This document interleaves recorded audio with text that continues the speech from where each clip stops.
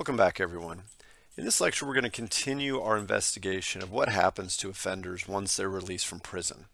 And because prison and parole are inextricably linked, we're going to examine that connection. And in doing so, we're going to talk a little bit about the origins of prison overcrowding in California, as well as the high recidivism rates that really plagued our state through the 80s, 90s, and early 2000s. And at the center of all this is this concept called recidivism. And now, most of you are probably somewhat familiar with what recidivism is. We're going to take a closer look at it and see the usefulness of using recidivism as a measuring device in order to gauge the success of prisons, as the success of rehabilitation efforts, and so forth. So we're going to look at the role of recidivism, and then we're going to go into some research that I did several years back that examines recidivism rates with a comparison across various states, what the conclusions told us about California, and then how that sort of set up some potential explanations for the problems that were faced by California, especially in the 1990s and into the early 2000s, and led us to where we are now as far as efforts to sort of fix the problems of prison overcrowding and high recidivism rates in California. Now, the chapters you want to make sure you're reading alongside that sort of complement this material are chapters 15 and 16 in your course textbook. So let's go ahead and get started. We have touched on several of these concepts in previous lectures, but to sort of set the stage about what we want to dive into this particular lecture in more detail is we're going to be looking at the prison overcrowding problem that has plagued California pretty much since the shift to determinate sentencing back in the late 1970s. The 1980s, 1990s, and 2000s, as we've seen previously, saw a exponential rise in the number of inmates incarcerated, not just in America, but especially here in California. And in California, our prison overcrowding problems by the first decade of the 2000s were astronomical. Alongside that, there were a lot of reports about California being proclaimed to have the highest recidivism rates in the nation. Now, how did we get there? And then what have we done in the last 10 to 15 years to try to fix those problems? And that's sort of where we're starting this particular discussion. So in the early 2000s, there was quite a few reports that would come out saying something along the lines of California has the nation's highest recidivism rate. So our offenders were coming out of prison, but then getting right back into trouble. And obviously, if you're thinking as a measuring stick about the effectiveness of a correctional system in general, that's not good. And especially when you think about the role that California plays in the United States, being labeled as a state with the highest recidivism rate does not shine a positive light on us. At the same point in time, we also saw that simply locking more people up wasn't helping. And in fact, the prison population in California peaked at approximately 173,000 inmates in 2006. Okay, so 173,000, what does that mean to us? Well, to give you put that into perspective, those facilities around that time, the prisons and institutions that we had in California were designed to hold approximately 85 to 90,000 inmates total. So if you start doing the math there, we were housing people at almost twice the capacity of our prisons. So we had people being triple or quadruple bunked in a cell that was designed for 1 or 2 inmates. We had gymnasiums, we had classroom settings taken over, basketball courts taken over for actually housing inmates in cots or tents for sleeping quarters, which obviously then cuts into the opportunity for that prison to run other programs using that space. So one of the things we had to figure out was, well, why did we see both of these things sort of happening at the same time? We were locking up an exponentially high number of people, and yet we were also being labeled as the state with the highest recidivism rate. Was there something going on, and how did we explain it? So why? Why was California having exponential growth in the prison population well above our capacity limits, while at the same point in time having exorbitantly high recidivism rates relative to other states in the nation? Was it simply that the offenders in California are more dangerous, therefore they're getting busted and need to be locked up, and upon release are just as likely or more likely to go out and start committing more crime and recidivate? Is it clearly an indicator that our correctional system is failing? And yes, for both of these, there are plenty of researchers and individuals in the media who have pushed for that argument.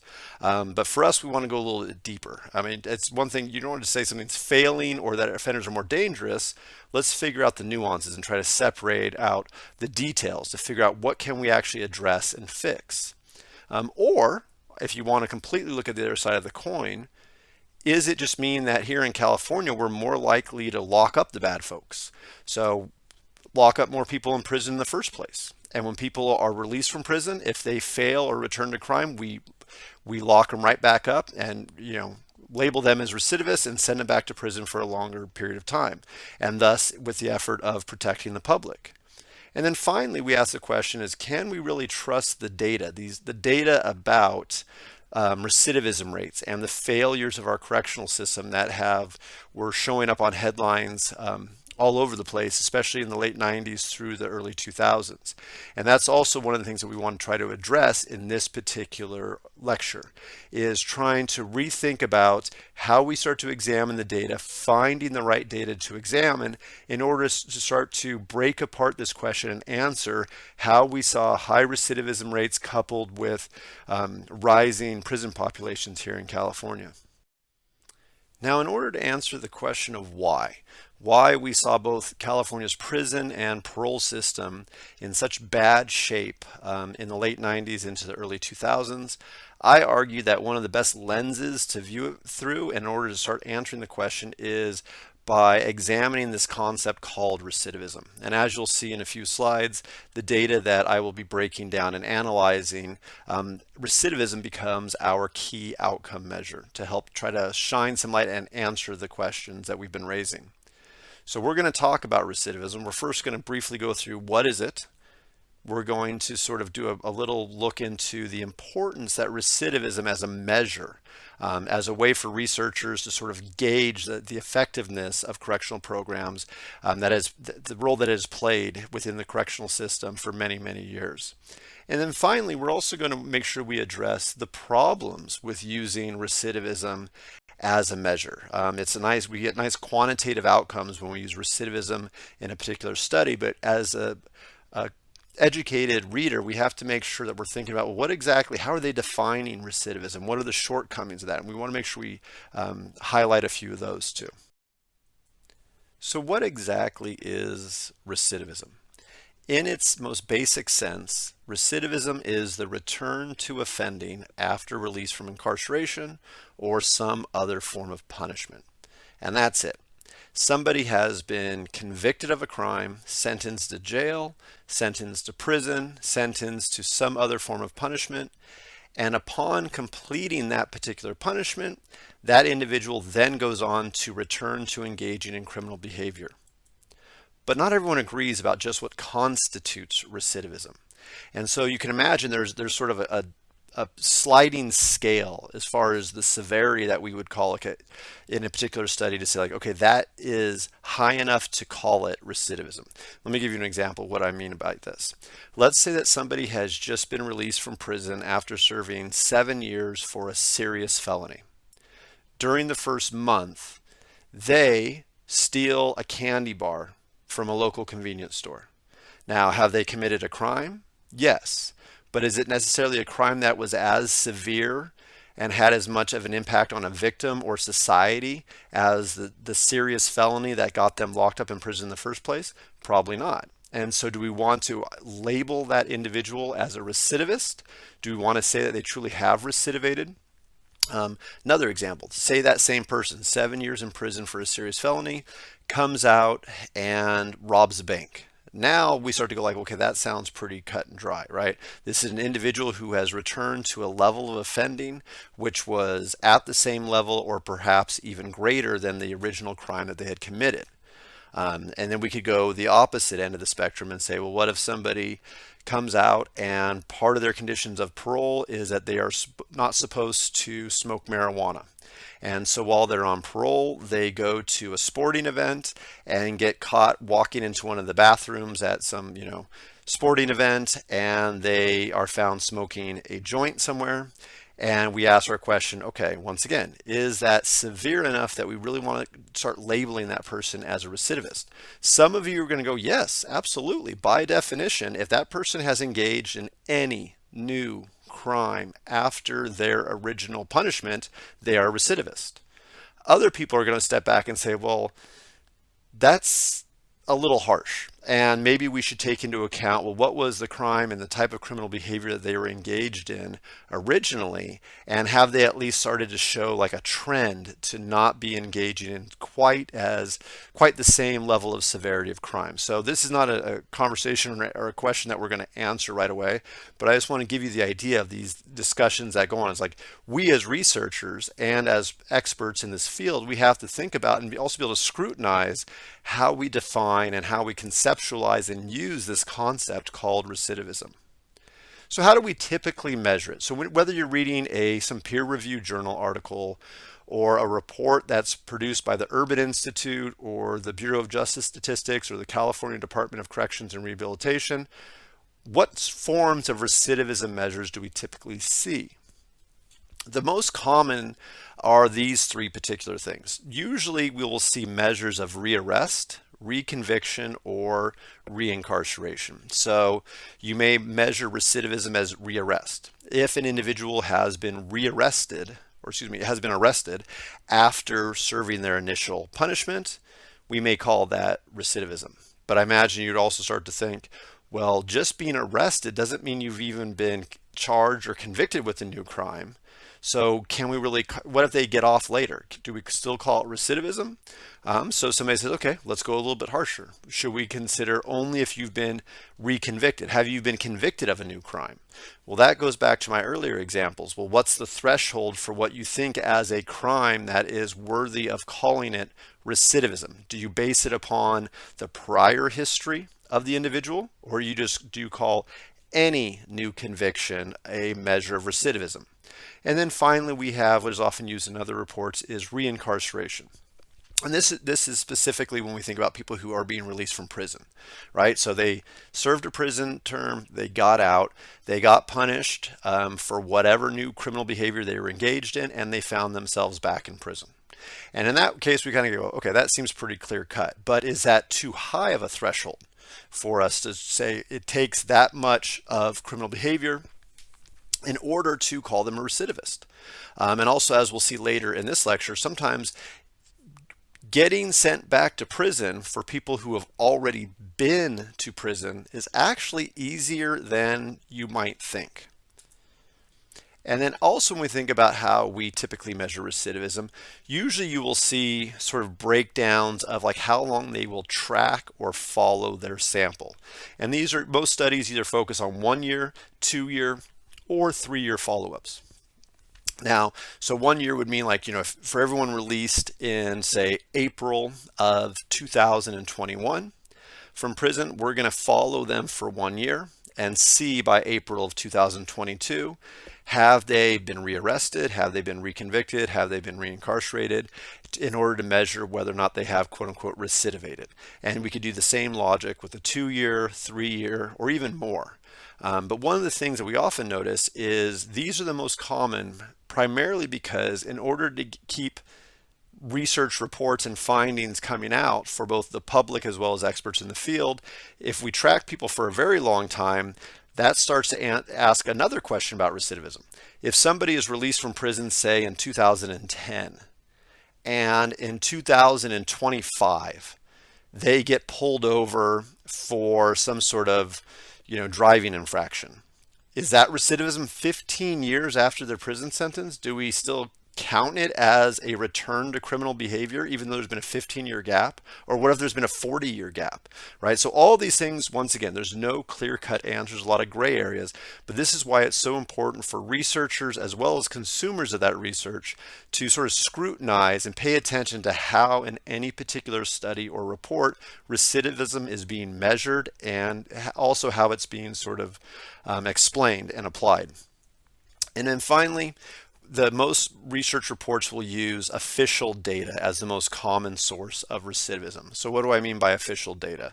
Well, official data means things like, police reports, court information about, charges, convictions, information from prisons about the entering and exiting of individuals. So a lot of these, why is official data so good? Official data is nice because it's coming through a lot of our local government agencies. It is typically tends to be the most trusted. But then that opens other questions about perhaps missing behavior or criminal activities that are never caught, right? And we'll come back to that in a moment. But just to sort of give you an idea, here is sort of the breakdown of what recidivism is and how it's been typically measured in most research studies. So far, we have touched briefly on what exactly recidivism is and how it's been measured. But we also need to think about the importance that is played to the correctional system. And I think that's why I sort of spent some time reminding us to scrutinize how we conceptualize recidivism as well as how we measure it and how we interpret it. When we look back at, it's nothing new when we think about recidivism. And going back to the 1970s and even further back, we have seen that it is the traditional measure for assessing the effectiveness of rehabilitation, right? So one of our classic rationales of punishment is rehabilitation. And the argument is, well, if somebody's been rehabilitated and is no longer turned or pushed or pulled towards crime, then they should stop committing crime. So what better measure than recidivism to test whether or not somebody has been effectively rehabilitated? We've also seen that measures of recidivism are sort of our people like objective outcomes, quantitative outcomes, and things that are not subjective, right? So the argument is that recidivism is arguably the most objective overall basis that we have for evaluating the performance of justice agencies in general, right? If I want to know whether or not a particular rehabilitation program works, or if program A is better than program B at getting people to go straight, to put away their life of crime, etc., what better comparison point than to look at the recidivism rates of people who go through both program A and program B and compare them. The program with the lower recidivism rates, we can objectively, quote unquote, argue is the better program. But once again, as I've sort of hinted at, that's just sort of the tip of the iceberg. We also think about recidivism as being central to the correctional system because, as I alluded to previously, it is a good way to measure two of our primary rationales of the correctional system in general. Rehabilitation, I spoke about that a few minutes ago. Deterrence also, right? If we're supposed to use punishment as a mechanism, and this is mainly when we think about specific deterrence, right? I punish you today in order to send a message and so that you will not engage in similar criminal behavior again in the future, right? Specific deterrence, that's what it's all about. Well, another good way to find out whether or not our punishment strategies are being effective in promoting specific deterrence is to conduct a study where we look and see whether or not people who have gone through some sort of punishment, whether or not they rehabilitate, or excuse me, whether or not they recidivate. Also, we see recidivism commonly used in a lot of theory building approaches. So many sociological theories, criminological theories, in order to explain both the causes and correlates of criminal behavior, we also want to understand why people continue to return to criminal behavior, or why they fail to desist from crime or stop committing crime, and things of that nature. So recidivism is often used in many theory testing studies. Then, and I've sort of made some examples with this so far, but whenever we're designing policies or targeting specific services to individuals, right? Whether you're running a certain, substance abuse program or a vocational skills building program, some sort of program or policy, and then you have to figure out who should we provide this program to, meaning which type of offenders are best suited for this program. Well, you can imagine a study to evaluate the effectiveness of that program or policy using recidivism as your primary outcome measure, to see whether or not the actual program is cost effective, whether or not it's actually doing what it proclaims that it can do, things of that nature. And also one of the areas that has really grown over the last 20 years in actually probably the last 30 years in the field of criminology and criminal justice is risk prediction and offender management. As we'll be talking in more detail about with respect to California, we have a major prison overcrowding problem, especially, as I said, during the 80s, 90s, and 2000s. And in order to figure out, well, who can we release early? Who should we really lock up in order to best benefit public safety and promote public safety, we need to have a way to objectively evaluate the quote unquote risk of an individual returning to society and returning to crime. So many risk prediction and offender management programs also focus heavily on using measures of recidivism as their outcome. Now we need to take a look at some of the problems that are often identified whenever recidivism is selected as the key outcome measure to evaluate the effectiveness of some criminal justice policy or some correctional program. Now, quite a few of these you will recognize that I had sort of incorporated into examples used on the previous slides, but I want them all sort of, listed here so we have them sort of in one place to come back to. Now, the first sort of problem that we have to think about is selecting the best measurement approach. And so I talked about previously about the most common forms of recidivism or measurements of recidivism that are used are often rearrest rates, reconviction rates, reincarceration rates. So a well-done research study has to select what measure of recidivism makes the most sense for that particular study. That answers the question the study wants to answer, that is reflective and appropriate for the sample and population that they're working with. But even within those sort of general three major categories of recidivism, there's more, questions that arise. So for example, if we want to use convictions for new crimes as our measure of recidivism, do we count a conviction for any crime? So a misdemeanor crime, a felony crime, whatever. Or do we only want to count convictions for felonies to be, sort of at the standard that we're going to call a, recidivism? Because this is going to have a big outcome as far as how we interpret the results and what the story tells about the effectiveness of some policy or program or criminal justice system in general, as far as what particular measurement approach we choose. And then a second is, how do we interpret the outcomes? Now, on its surface, if we're aiming for, saying that an effective program or policy promotes rehabilitation, promotes deterrence, then we think, well, then we want to see a recidivism rates for people who have gone through that policy, who have gone through that program or that punishment. We want to see recidivism rates as close to zero as possible. And that sounds good on the surface, but at the same point in time, we have to think that sometimes a recidivism rate of zero, there may be other things going on, and we have to be careful about necessarily just, saying that the lower the number is always an indicator of success and the higher the number is always an indicator of failing, right? Oftentimes you may be catching individuals who are recidivating, but are we then referring them to other services? Are we helping them? Are we helping them sort of work toward in a step-by-step fashion towards desisting from criminal behavior or other negative and harmful behaviors? So we have to think about, how we interpret those actual numbers. So with both of these things, I think one of the key things to keep in mind is whenever you're reading a report or a news article that, it's real easy in the headlines to say, X percentage of inmates released from California prisons recidivate within 2 years. Well, make sure you dig a little deeper. How did they define recidivism? How did they interpret those findings? Are those sort of definitions and interpretations appropriate for that particular sample and the population that they're trying to generalize their findings to? Then we have this question about drawing a line in the sand. A lot of research that uses recidivism as one of the key variables or one of the key measures focuses on recidivism rates.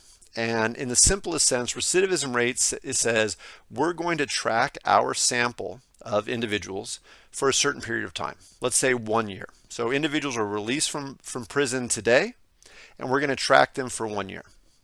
And if we're measuring recidivism as convictions for a new crime, we're just going to, by the end of that year, we're going to go through and say how many of those people have, were convicted of at least one crime. Now, this is problematic. It's problematic because, one, you're sort of stigmatizing and labeling individuals. You're more likely to, sort of have a heightened level of quote unquote failure for that program. But also, it's not consistent with rehabilitation literature, right? Rehabilitation literature, whenever we look at, individuals trying to curb or stop negative or dangerous behaviors, individuals who are trying to stop smoking cigarettes, individuals who are trying to cut back on alcohol or drug use. We find that very few people are 100% successful in stopping a negative behavior the first time they try. Most people, it's going to take 3, 5, 7, or more times of trying to change their behavior, having a misstep, making a mistake, and then trying again, right? And if we think about that, why should offenders necessarily be any different? And so we have to keep in mind with a lot of the research out there, we forget about, well, what happens once a particular subject in our research study is convicted of a new crime, they are deemed a recidivist, a failure. And that's a mark against not only that individual, but whatever policy or program is being evaluated. Then we have to think about many of our most common forms of measuring recidivism, those sort of official data that I was talking about, police arrest reports, court documents about, charges and convictions, prison population reports about inflow, outflow, things of that nature.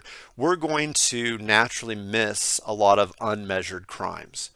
Yes, and I don't think this is a surprise to any of us, there are individuals who get out of prison, get out of jail, and return to criminal offending, and it may be a while, or maybe never, that they ever get caught. And so how do we sort of fill that gap or make sure that we're recognizing the possibility of missing certain forms of recidivism in the process of collecting our research data?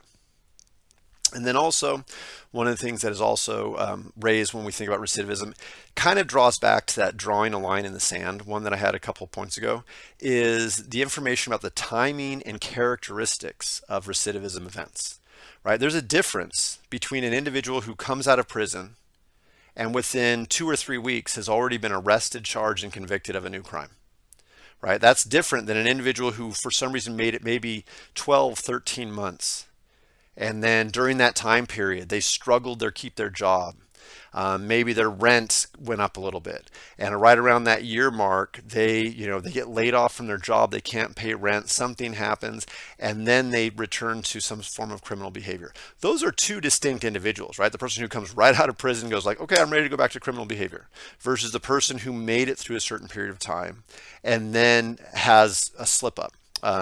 These are two different stories that we want to make sure well-done research that focuses on recidivism should capture these things, because it also helps us as individuals who want to run programs, design policies, help individuals who have been, involved with the correctional system as far as knowing how to target, identifying their needs, their weaknesses, where we should be putting our resources for individuals. Should we, be sort of front loading help for individuals, or should be more of a spread out thing where they have the opportunity for assistance for a longer period of time? And then finally, we have the difficulty with comparing across regions. I'm not going to go into this in great detail in this lecture. If you're curious, just let me know. I can share with you some examples I've used in the past. But the historical approach, especially here in the United States, it's not uncommon for there to be a little bit of competitive nature between states, to say, California is better than Texas, or New York is better than Florida, or whatever else it may be, right? And so you will find studies and reports that will say, well, California succeeds at this, where New York succeeds at that, or California fails in this particular area. And they'll try to compare different states and different regions using these sort of, what seem on paper solid statistics, very objective measures. One of these is recidivism.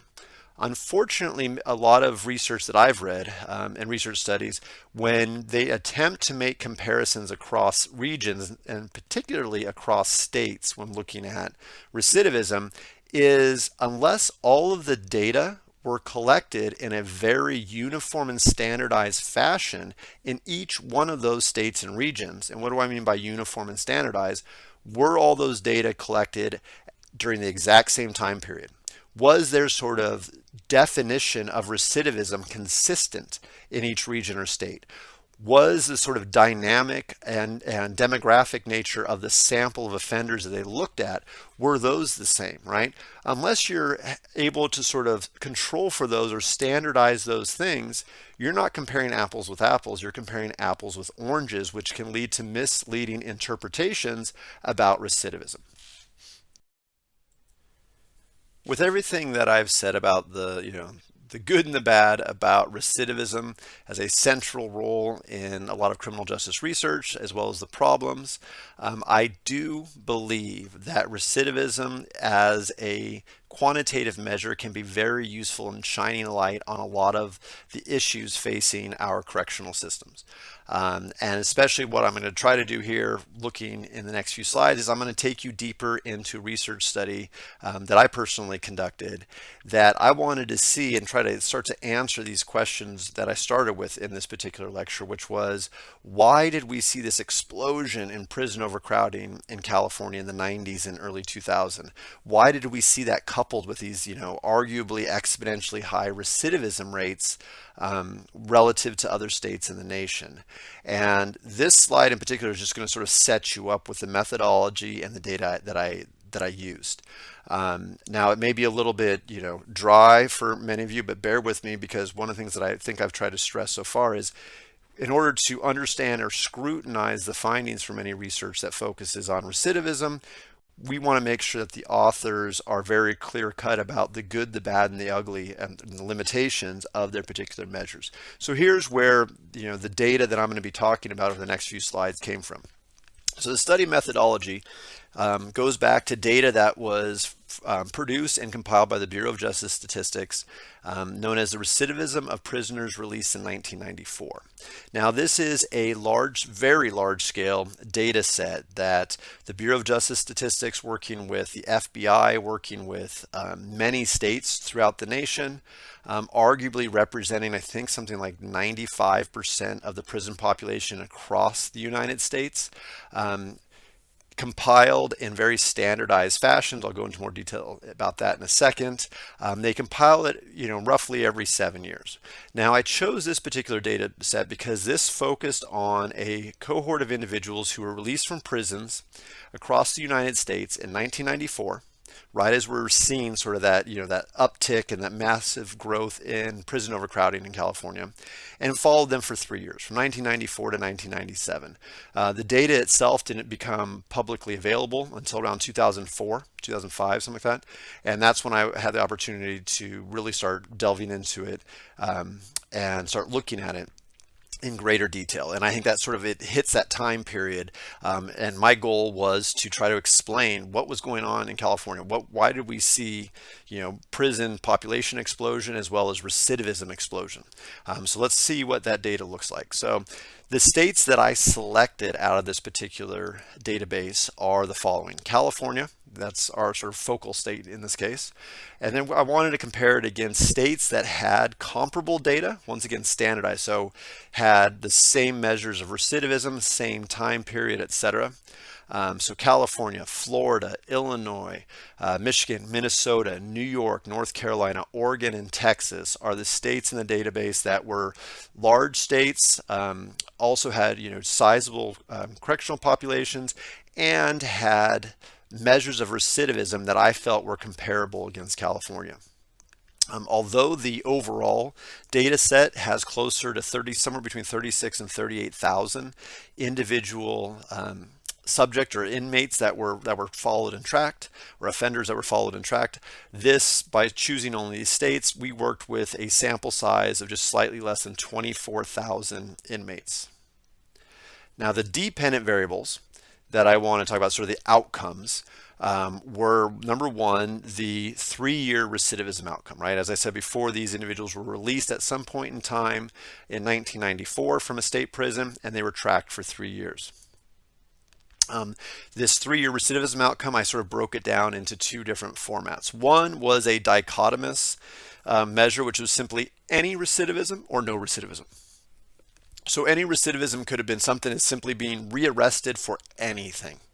and then it could have been a harsher one. But just to get sort of a starting point, I wanted to start some of the analyses looking at a very simplistic measure of recidivism. Then, for the more detailed analysis that we'll get to, I wanted to look at a more detailed categorical measure of recidivism. And this particular measure had 5 mutually exclusive categories. So follow with me for a second. So the way this worked is, let's say we have Bob. Bob was released in 1994. We tracked Bob for 3 years until 1997. At the end of that 3-year window, for the purpose of my study, what I wanted to do, Bob was going to be categorized as the most severe form of recidivism that Bob engaged in. So that creates these 5 mutually exclusive categories.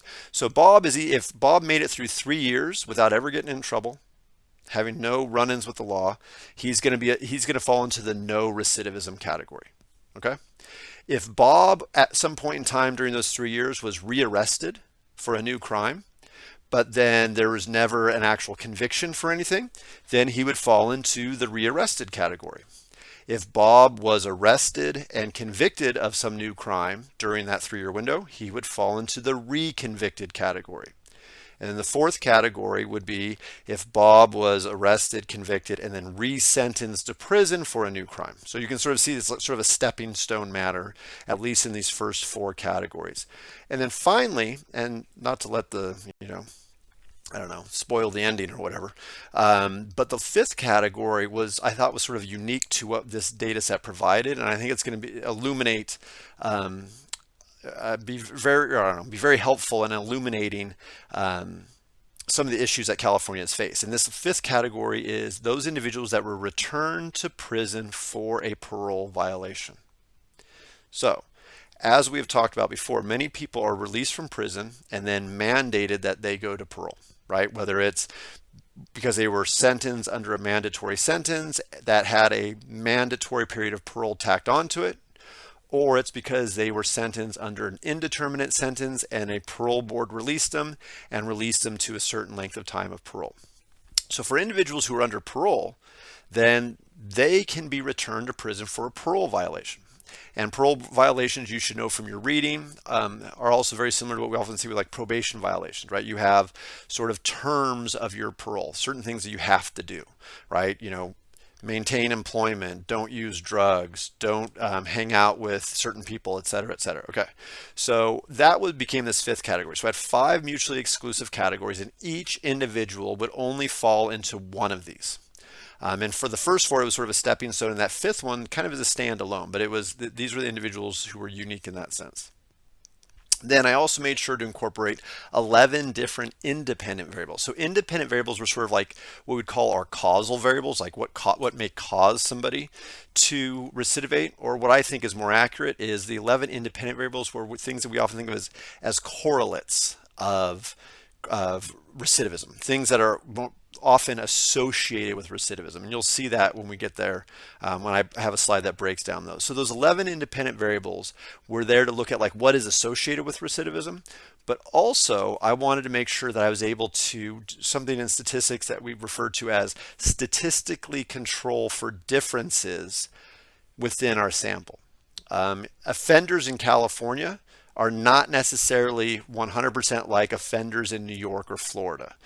So that's why I needed to find a way to sort of, level the playing field. And that's what we do in statistics. We call it statistically controlling for those things. And as long as I incorporated these extra 11 independent variables, this allowed us to do that. And then finally, the analytic approaches that were used were logistic regression and multinomial logistic regression. Now, I know this is not a statistics course, so even though you're going to see some numbers and some asterisks and p-values and things like that, I will do my best to sort of break down and give you what I would like you to take away from this. Okay, so we have our data set. I've given you a rough idea of the nature of the data set and how the various ways that recidivism was measured. Now let's remind ourselves real quick, like why are we doing this in the first place? I want to see how California stacks up against some of these other large states across the United States. In order to, one, explain California's rapid growth in the prison population and our prison overcrowding, but also to explain these claims that California has the highest recidivism rate in the nation. So when we look at any recidivism, so for our sample of offenders, those 23,916 offenders who were tracked for 3 years after their release from prison in 1994, we started off with a very basic dichotomous measure of recidivism, which was any recidivism. When we look at that, let's look at how California stacks up. So in California, a little over 80% of offenders engaged in some form of recidivism. So the minorest would be, or the most minor would be sort of like, arrest. And then the most severe would be sort of conviction and return to prison for a new crime. So California had a little over 80%, but are we the highest in the nation? If you look at this, I mean, we're pretty close. We're one of the highest, but we're not, it's not like a crazy difference between us and Florida. In fact, Florida appears to be a little bit higher than us. Illinois is pretty close. New York is pretty close. So if we were using this particular measure of recidivism, the claim that California has the highest recidivism rate in the nation doesn't really hold true, right? So this is what I was getting at earlier with how the particular form of recidivism that is selected is going to do a lot to tell the story that the researcher is going to be putting forth.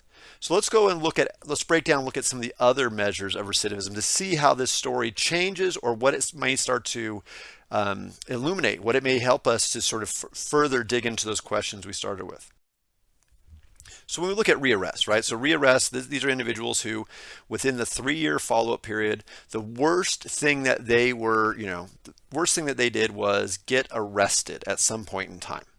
There's no follow-up, no conviction at follow-up, but they were arrested. When we look at that as our measurement approach, look how low California is. And so you may go like, wow, if somebody used rearrest as our sole measure of recidivism, California is clearly not the highest, right? Less than 10% of offenders in California during that 3-year follow-up period were arrested for had their most severe form of recidivism as merely an arrest.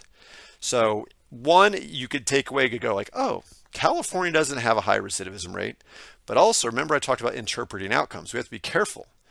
Why does California have such a low level of rearrest? Well, maybe it's because we don't just arrest people. Maybe we also charge them and convict them, etc. And they're going to end up with one of the more severe forms of recidivism that we'll see on later slides, right? Maybe that's the case. Or what I'm going to also argue is that maybe we find ways to circumvent, and remember this idea, we in California, especially during the time period of the late 80s, 1990s, and the early 2000s, found a way to sort of circumvent the traditional judicial process of arresting somebody, charging somebody, etc., for a new crime, especially if they were somebody who was on parole. And so here we look at this, and California seems pretty darn low relative to the other states and definitely doesn't stand apart. We move it up a little bit. Okay, let's look at people who their most serious form of recidivism was a conviction for a new crime, or otherwise known as reconviction.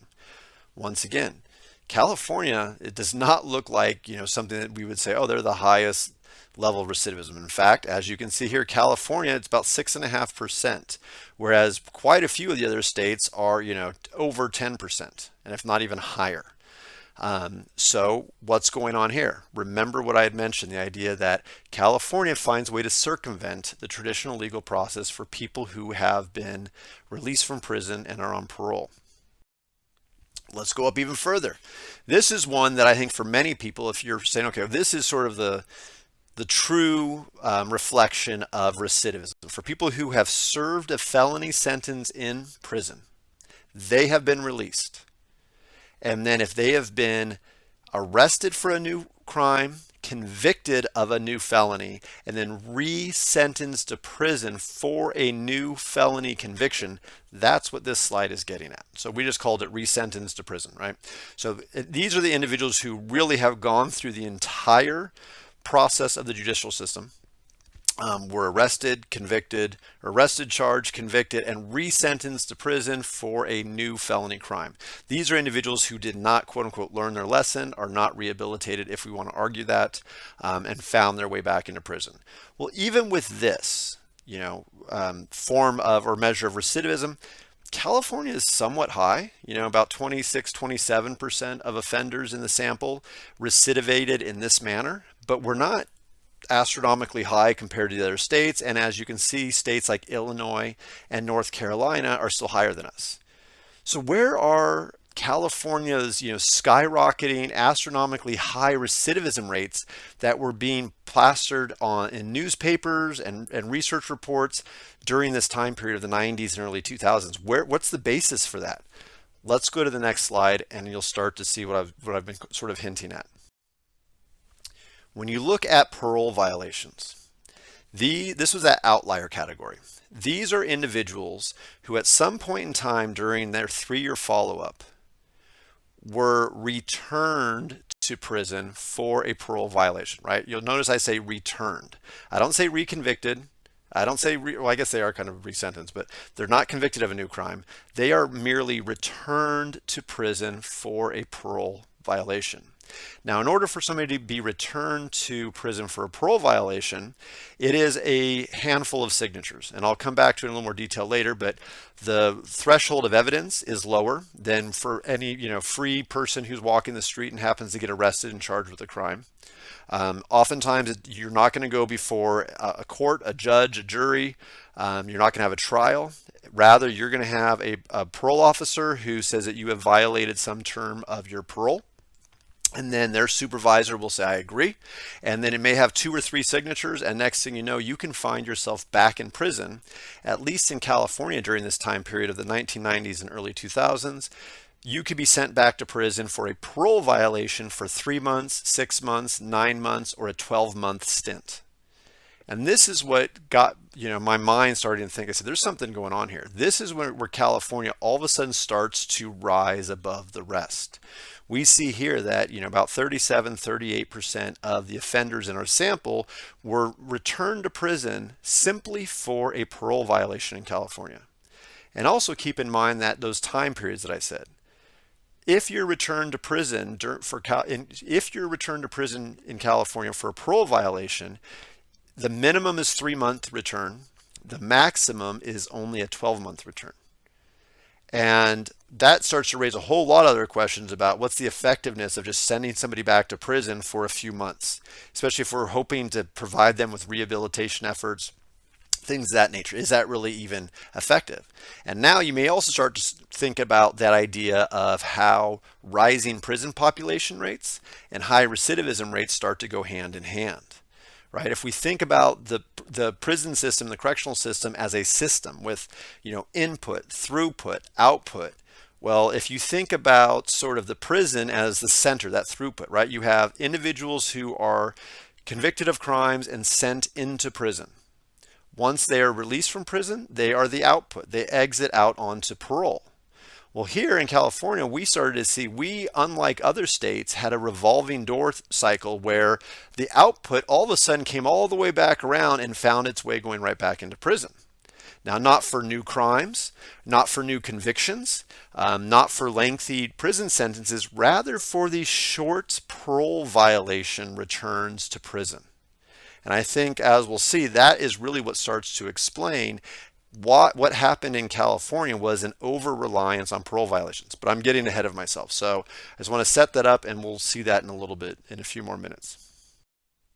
The charts that we saw in the last 5 slides start to peel back the layers of the onion in order for us to understand what was going on with California relative to other states as far as our high recidivism rates or claims of our high recidivism rates, as well as our skyrocketing prison population.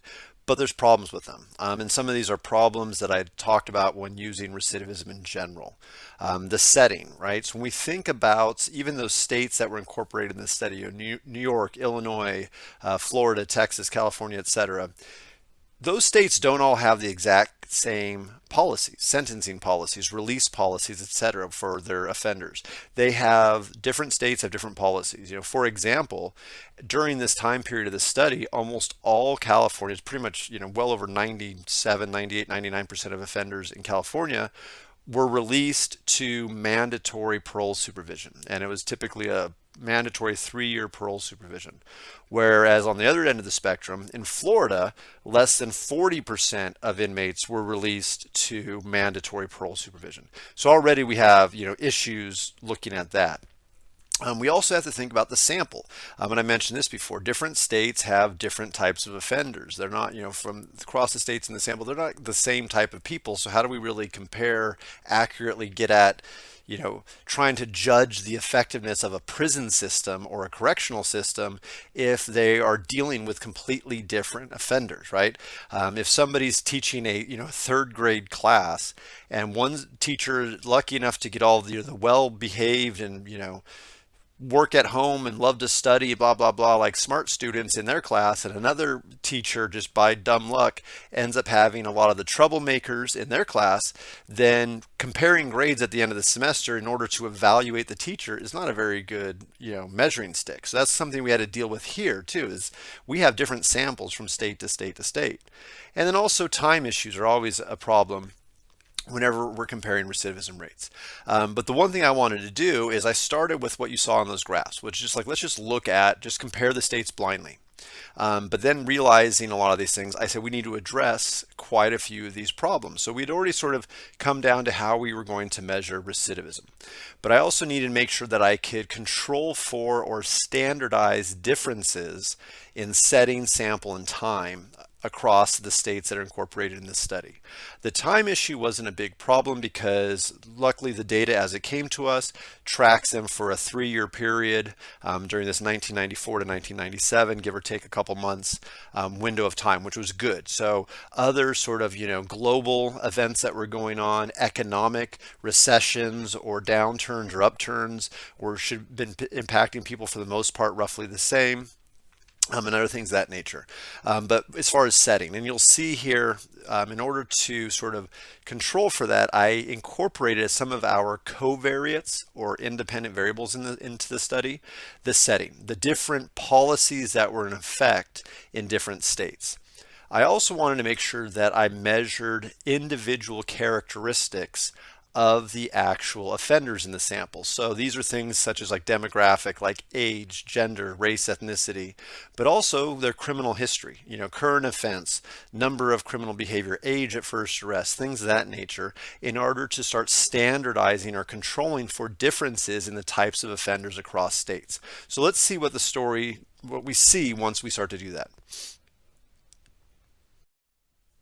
Once we were able to control for state sentencing policies and the differences between different states, offender differences, and also to make sure that the timeline of data collection for the individuals in our sample was standardized so that it matched the same window from state to state to state. The first analysis that was run was what is known as a logistic regression analysis. And the logistic regression analysis, the key outcome was recidivism. We were trying to predict the likelihood of somebody recidivating. The independent variables, there, as I mentioned on a previous slide, there was 11 total independent variables. Arguably the most important independent variable was state. What state was this person incarcerated in? Because we wanted to see, does the state that you're in have an impact on your likelihood of recidivism? But we also wanted to make sure to control for variables that cover differences in state sentencing policies as well as offender differences. And what we found with this was once we compared the states in the study, we only found that 2 of the sort of comparison states, Minnesota and Oregon, were significantly less likely to recidivate than offenders in California. And they were actually quite a bit less likely to recidivate than offenders in California, about 45% less likely. But what I think is the more telling thing, at least for anyone who wanted to make the claims that California had these exorbitantly high recidivism rates, was that most or all the other states in this particular study were not significantly different in their recidivism outcomes than California after we had controlled for differences in state sentencing policies as well as offender differences. But we wanted to take it even a step beyond that. The second step in trying to understand what was going on in California was to conduct what is known as a multinomial logistic regression analysis. Now, multinomial simply means that our outcome measure is able to have more than two categories. So it's not simply saying that offenders either recidivated or did not recidivate. What a multinomial logistic regression analysis allows us to do is to incorporate that categorical measure of recidivism that we had talked about earlier. So you may recall that I talked about designing a measure of recidivism that had 5 mutually exclusive categories. No recidivism within 3 years, rearrest within 3 years, conviction of a new crime, resentence to prison for conviction of a new crime, and then finally return to prison for a parole violation. So this type of analysis allows me to further distill or break down the differences in type of recidivism that was occurring for offenders in this study. And since California is sort of what we call our reference group or our focal group for this, what we wanted to do was compare each of the other states in the analysis to California across these various types of recidivism outcomes. And that's what you see in this table right here. Now, this is not a statistics class, so I'm not going to go into a great bit of detail, but I want to just kind of give you an idea of what the takeaway is from looking at a table like this.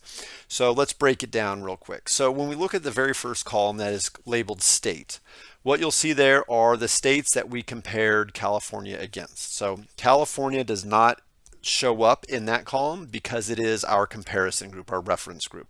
So, but we do have Florida, Illinois, Michigan, Minnesota, New York, North Carolina, Oregon, and Texas.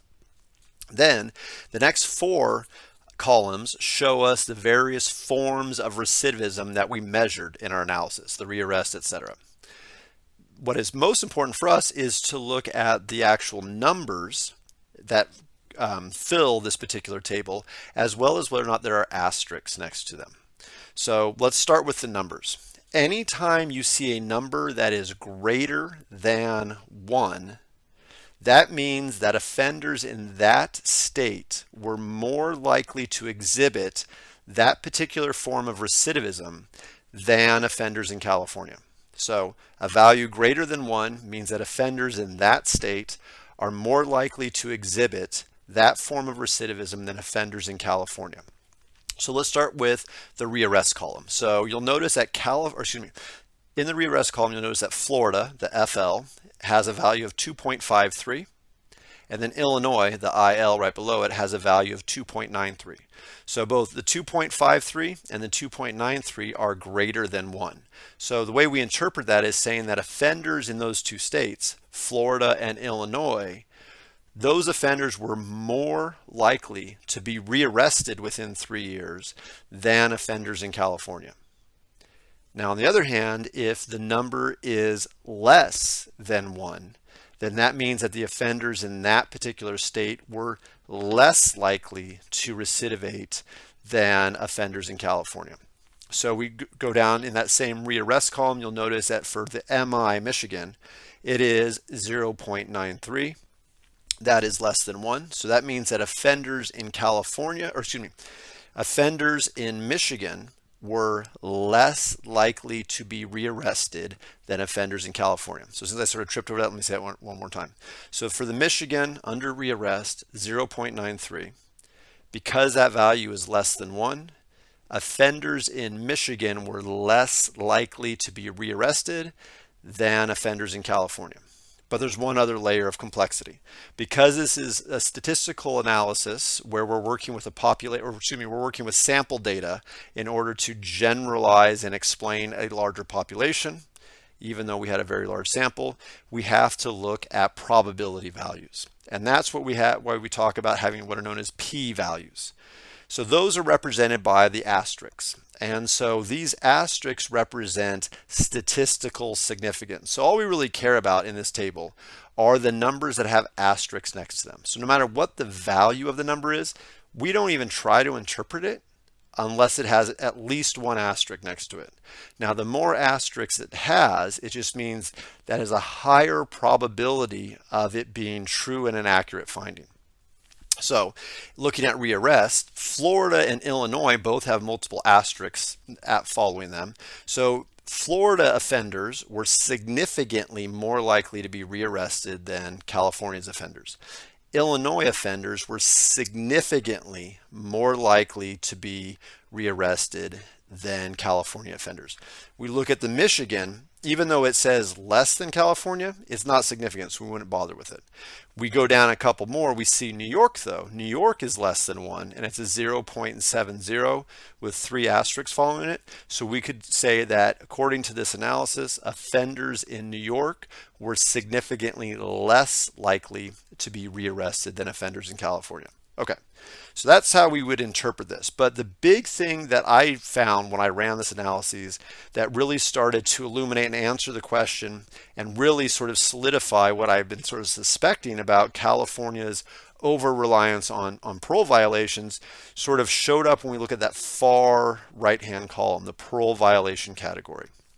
So overall, and we'll get there in a second, but let's go through each one of these really quick. Let's look at the rearrest. So when we look at only these quote unquote significant findings, we see that Florida, Illinois, Minnesota, Oregon, and Texas all have significant findings that are greater than 1. So each one of those 5 states were actually, no, 6, or no, 5, sorry. Let me start that again.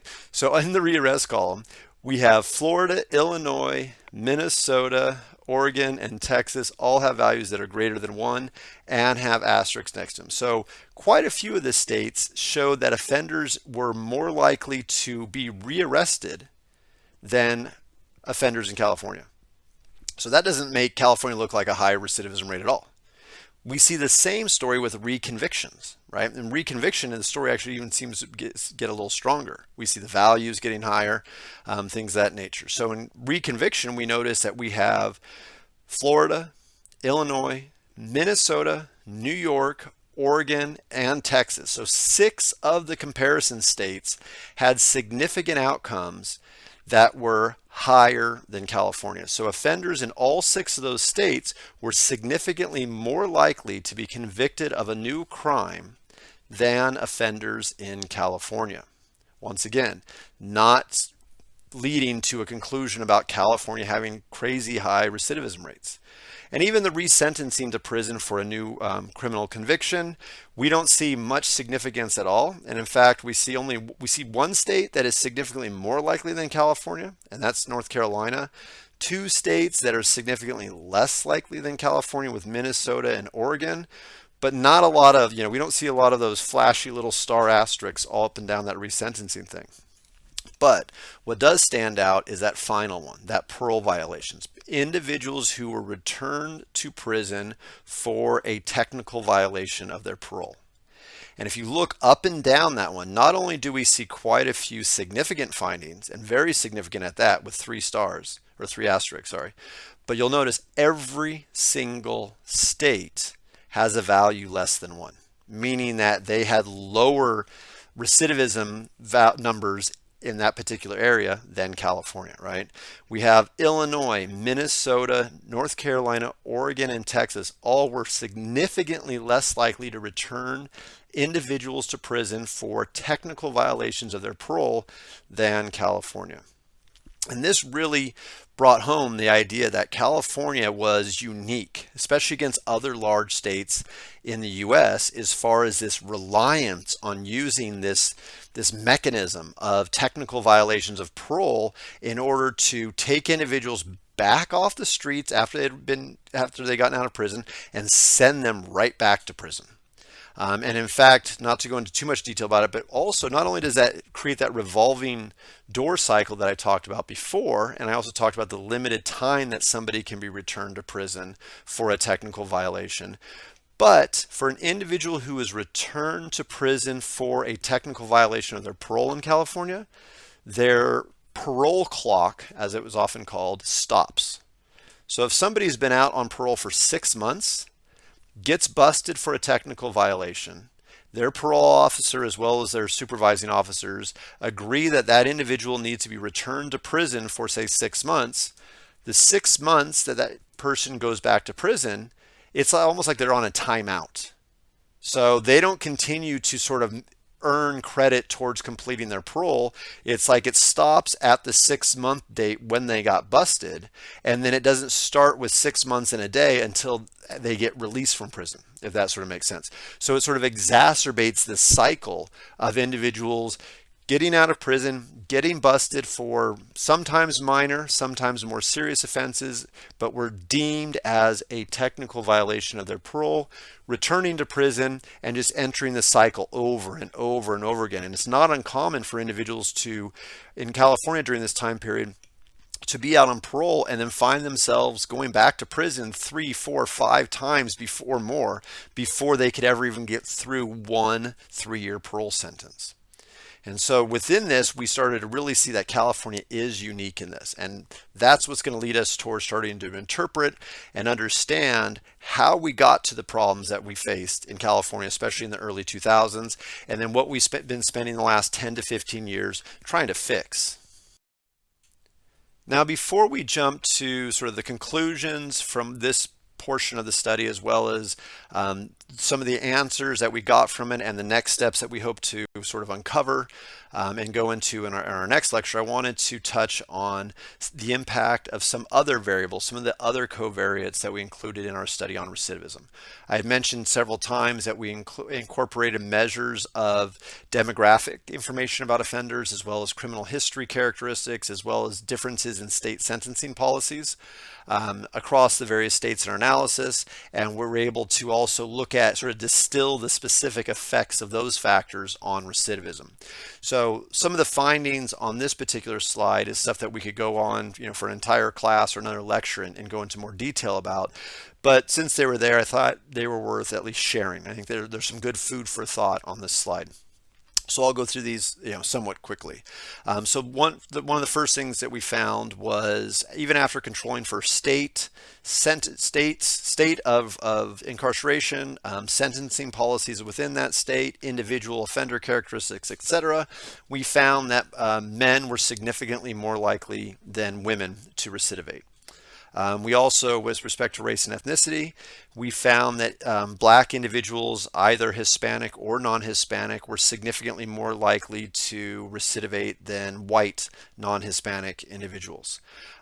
Number of prior arrests, we saw that individuals who had a history of, the more prior arrests somebody's accumulated, they were more likely to recidivate than people who were serving sort of their first felony conviction. So people who had no prior arrest other than the one that led them to their time. So some of these we can get into an argument about, policies, whether or not they match theories of explaining crime, whether they sort of touch on discriminatory practices within our correctional system. And like I said, we could probably have a conversation about each one of these findings, but I think it's at least worth sort of noting and using for something that you may want to pursue or dig deeper about the answer as to why. Why are we seeing that? Is this an artifact of, is this reality of human behavior? Or I think in many of these cases, is it more of how our policies and our programs and our society is sort of set up?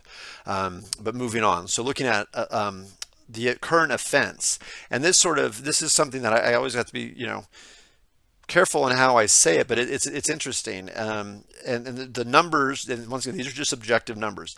When we look at objective numbers, people who were released from prison after having served a sentence for a conviction of homicide, rape, sexual assault, robbery, aggravated assault, all really, dangerous, scary types of crimes, were actually less likely to recidivate than people who were serving time for a felony burglary conviction.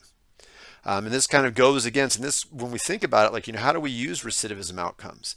Does it, when we decide who should we release from prison? Now, do we want to necessarily release, murderers and rapists? I'm not arguing for that at all, no. But when we look at the raw numbers, we think about the fact that, oftentimes they are less likely by the numbers to recidivate than people who are convicted of property crimes.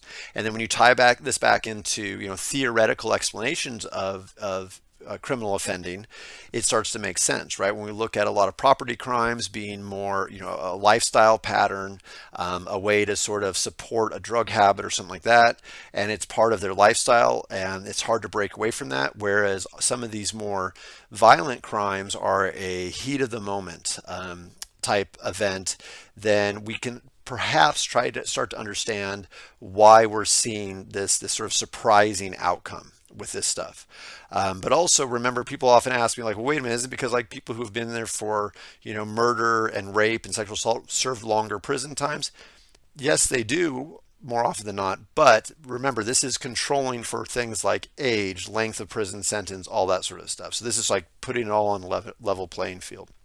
When we start to look at some of like the state sentencing policy differences, and I think this is also interesting for further investigation, we look at people who were serving time for a parole revocation were significantly more likely to recidivate than people who were serving time for a brand new commitment. So this, I think, is key. That speaks to California's problem and that revolving door cycle that got us in trouble in the late 90s and early 2000s. Sending people back to prison for, a violation of their parole for a short period of time doesn't seem to help them at all. They're actually have an increased likelihood of coming out and getting in trouble all over again. When we look at maximum sentence length, people who had longer sentence lengths actually had lower levels of recidivism. So people who had 7 or more years of a sentence were less likely to recidivate than individuals who only received a 1 to 2 year sentence. And once again, this is controlling for the age upon their release, all sorts of other things. So it's not that it's not saying that they're older people are less likely to recidivate. No, this is saying how long you're in there. So this, depending on how somebody takes it, they could say, well, maybe this is a reason why we should, rather than giving somebody a slap on the wrist the first time, maybe we should, have a little bit more of a stern punishment to begin with, and then in hopes that that will sort of send the message, provide time for rehabilitation and treatment. Who knows? And once again, I'm trying not to read anything more into these. I'm just throwing them out there for you. When we look at type of release from prison, and this is also an interesting one. Individuals who were released by the discretion and decision of a parole board were significantly less likely to recidivate than individuals who had been served a determinate sentence and then been released to mandatory parole, as what was going on in California during this time period of this analysis. So as much as people talk about, the problems with parole boards, at least the numbers in this study seem to suggest that parole boards do a better job deciding who should be released from prison than simply having sort of a mathematical formula that is determined at the date of somebody's sentencing, which is the mandatory parole folks. And then finally, also related to type of release, is that individuals who were released unconditionally. And you may recall from, I think it was a previous lecture, we talked about the various types of release from prison. And one of them, so for a lot of people, they can be, released onto parole, sort of like, an indeterminate sentence leads to discretionary release onto parole made by a parole board. We have mandatory release, which is that mathematical formula where somebody serves a fixed time of their sentence minus any good time, et cetera, but then is released onto parole supervision. And then we had unconditional release. And unconditional release, I think the state that I've used multiple times as using it quite often is Florida. An unconditional release just says, once you're released from prison, you don't have to check in with anyone. You don't have to report to a parole officer. You're a citizen back in society. Although not significant, the results of this study found that individuals who were released unconditionally were not significantly different from individuals who were mandated to serve a parole term. So it makes us also call into question the efficacy of mandating that every single person who comes out of prison serves several years of parole. Are we arguably, overwhelming parole agents and parole officers? Are we not able to provide the services to everyone? Are we not able to, focus it? Are we wasting money? Or once again, and because that one is not a significant finding, you got to be careful about taking it too far, but I think it is worthy of further investigation. Finally, and this lecture has run rather long, I apologize, let's get to sort of the main conclusion that we've seen here. And that is California during this time period that got us in trouble, over the last couple decades, relied way too much on this mechanism of parole violation. We found that California predominantly used re-imprisonment for violations of parole as a way to punish recidivists without going through the typical legal process. And so why is this so problematic? Well, as I've talked about before, if somebody is found to be in violation of their terms of parole, it only takes a handful of signatures and a lower sort of level of evidence in order to send them right back to prison for a few months at a time. And this circumvents the traditional legal process, even for new crimes. I mean, oftentimes you hear a technical violation, you're thinking like, oh, they failed a drug test, or oh, they absconded, they missed a meeting, they were caught out, beyond curfew, something like that. But technical is a very broad umbrella term. So when somebody says a technical violation, it can include very minor things like one failed drug test. But a technical violation is also don't commit any new crimes, right? So you may have gone out and be suspected of having committed some new crime, but the parole agent or the authorities decide, hey, we can, because this person's on parole, we'll let the parole authorities and the parole board and the prison authorities handle what they're going to do. We're not going to deal with this person, take them down to the station, decide whether or not to file charges, have their day in court, etc. Right? So it's a way of circumventing that traditional process, even for potentially new crimes. And in fact, a study by Joan Petersley out of 2006 found that approximately 80% of technical violations or technical violators had actually engaged in new criminal activity, not just what we would call sort of minor or technical stuff. And these were often serious crimes that they were sent back to prison for a quote unquote technical violation, like crimes like, armed robbery, sexual assault, etc., where they never were officially had charges filed against them, never had their day in court, but sort of circumvented that process and were sent back to prison for 3, 6, 9, or 12 months with a couple signatures by individuals working within the parole and prison system.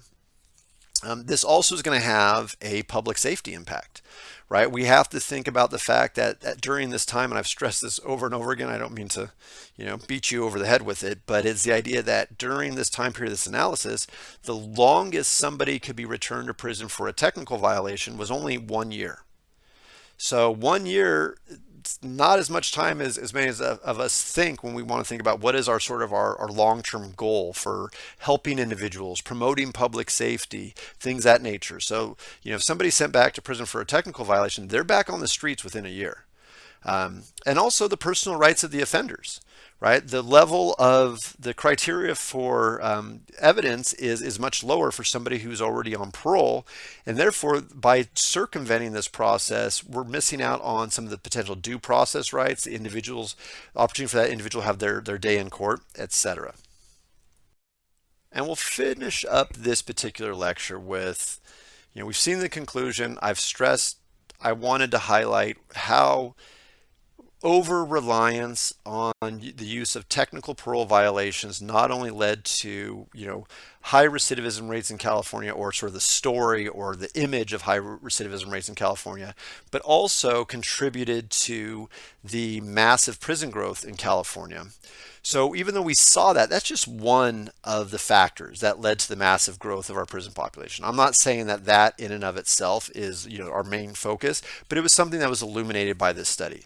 During the 80s, the 90s, and early 2000s, we also saw a major get tough on crime push, right? We saw the 3 strikes law in California in 1994, mandatory minimum sentences, truth in sentencing laws, all sort of with the aim to appease the public and give the idea that we were sending people away to prison for a longer period of time, being tougher on it. This in turn also led to increased parole caseloads during this time period. As the prison population rose, people eventually are released from prison. As we've said before, 95 to 97% of individuals who go into prison are coming back out. And so if they're going to be mandated to serve a parole term after being released from prison, somebody's got to watch them, right? And so our poor parole agents were being overwhelmed and going from, instead of having a caseload of 40 people that they're watching on any given day, it wasn't uncommon during this time period to see agents talking about having caseloads of 100, 120, 160 people that they were responsible to check in with on a regular basis. And that's just not feasible for one person to be doing. And then also, because of the push of the get tough on crime, stricter sentences, etc., during the 80s, 90s, and early 2000s, there was a shift in where the budget would go.